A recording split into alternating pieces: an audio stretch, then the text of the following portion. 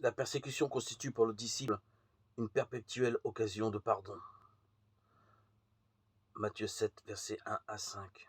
Il y a en effet une manière chrétienne de considérer la persécution et une autre qui ne l'est pas.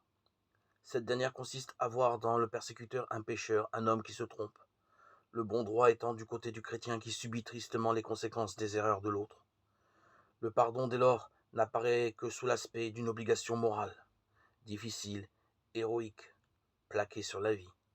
Une affaire de pure volonté, l'accomplissement d'une loi, somme toute assez obscure.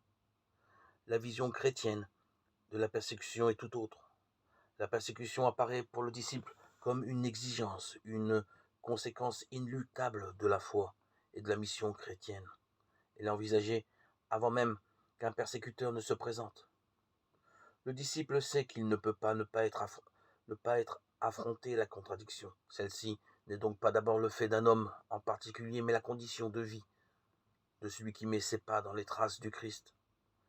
Qu'importe alors que la persécution se manifeste à travers tel homme en particulier.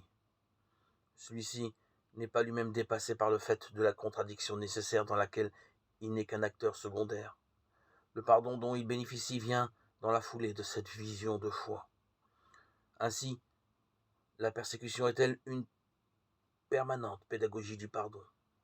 Le disciple ne considère pas les persécuteurs en tant que fautifs, mais la persécution en tant qu'elle fait partie de sa vocation de chrétien. D'où une attitude de pardon presque spontanée. Il est bien sûr facile de décrire ce tableau idyllique.